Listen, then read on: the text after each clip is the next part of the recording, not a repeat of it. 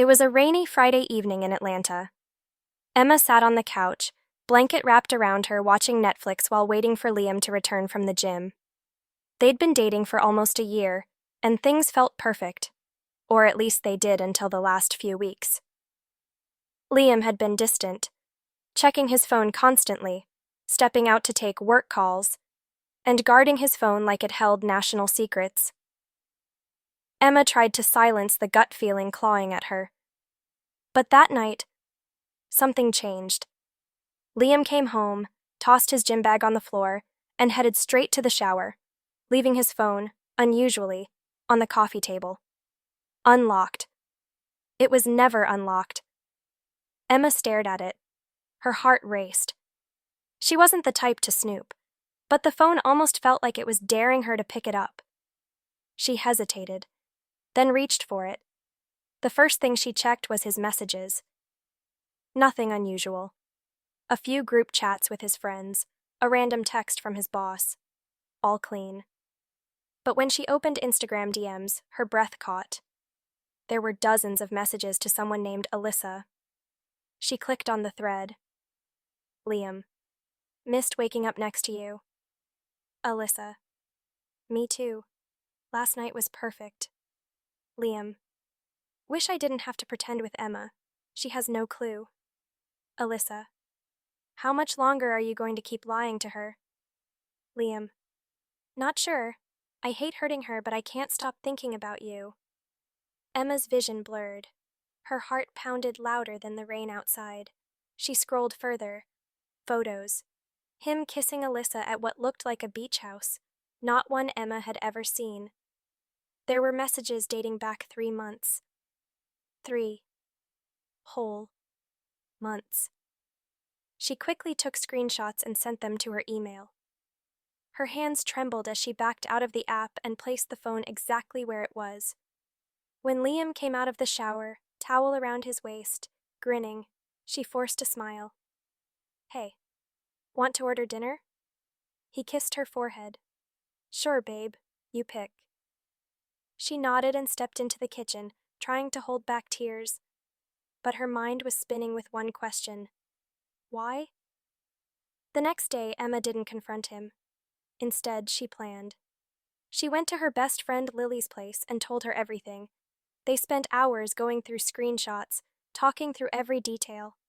Emma wasn't just heartbroken. She was humiliated. Do I even mean anything to him? She whispered. Lily hugged her. You deserve the truth, Em. You deserve more than this. On Sunday, she invited Liam to brunch at their favorite cafe, the one where they'd had their first date. She dressed in his favorite sundress and smiled like nothing was wrong. Halfway through the meal, she placed her phone on the table and said, So, who's Alyssa? Liam froze. Fork midair. What? He stammered. Emma turned her phone around. The screenshots stared back at him. He swallowed hard. It's not what you think. She laughed bitterly. Please don't insult me with that line.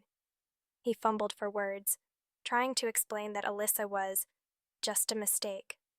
A rough patch. A distraction. You said you didn't want to hurt me, but you lied to my face for months, Emma said, her voice calm but ice cold. You didn't make a mistake, Liam. You made choices.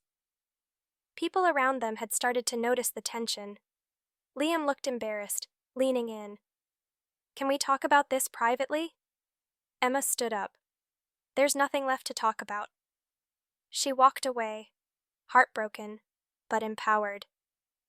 In the days that followed, Liam tried calling, texting, even showing up at her apartment. But Emma blocked him everywhere.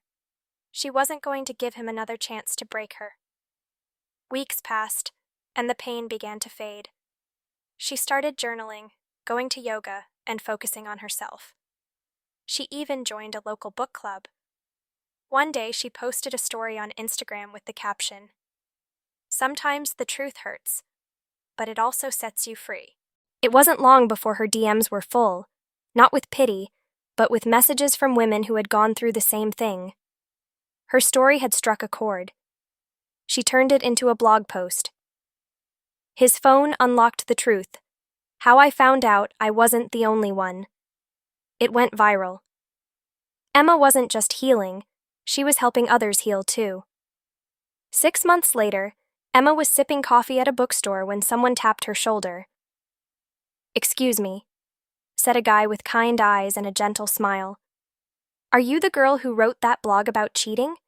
His phone unlocked the truth?" She blinked, surprised.